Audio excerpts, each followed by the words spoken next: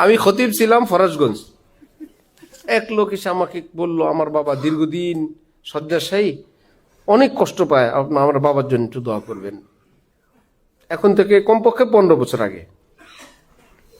আমি তো বললাম, আল্লাহ ওনার জন্য খায়রের ফয়সালা করেন, সুস্থ করেন, এই সেই। আমি ওনার দোয়াটা বুঝতে পারিনি। তো পরের সপ্তাহে গেলে সহসভাপতি ছিল মসজিদের, খুব হাসা হাসা আসতেছে, হুজুর আমার বাবা মারা গেছে। আমি কি, বাবা মারা গেছে এইভাবে হাসে, সে ভাবছে মরে না মরে না, আপনারা যে দোয়া করাইলাম না, দোয়া কবুল হইছে। ওই বেটা মারার দোয়াই ছিল। ছেলে তো পুরোটা বলতে পারে না, তো বুঝছিল আমি বুঝছি, আসলে আমি বুঝি নেই।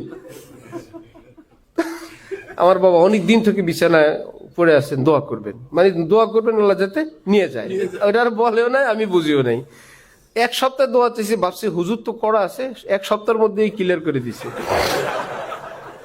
সে আসে আর বলে, হুজুর আলহামদুলিল্লাহ আমার বাবা মারা গেছে। আচ্ছা ঠিক আছে,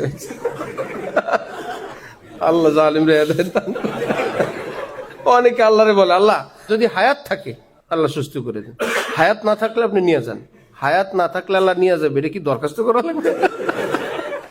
হায়াত না থাকলে লোক মারা যাবে, এর জন্য কোনো মুনাজাতের দরকার আছে? ভাই দোয়া করেন আল্লাহ যতক্ষণ হায়াত আছে আপনি সুস্থ রাখেন। হায়াত না থাকলে মারার জন্য কোনো দোয়া করার দরকার নেই। খামাখা এই কথা যদি মুরব্বীরা শুনে যে আমার জন্য দোয়া করতেছে, আমার হায়াত না থাকলে যেন আল্লাহ নিয়ে যায়, পেরেশান হবে না? বরং দোয়া করেন আল্লাহ যতক্ষণ আপনি হায়াত রাখছেন সুস্থ রাখেন, আফিয়তের সাথে রাখেন। এরপরেটা দোয়া করা লাগবে না। আল্লাহ আপনি যখন নিবেন কালিমার সাথে ইমানের সাথে নিয়েন, হায়াত না থাকলে নিয়ে যান। অর্থ যদি পারেন 19-20 করে এখনই নিয়ে যান।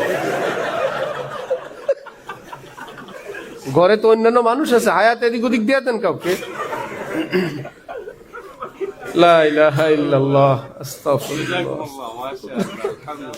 ওই লোক ভাবছে হুজুর মুস্তাজাবু দাওয়াত।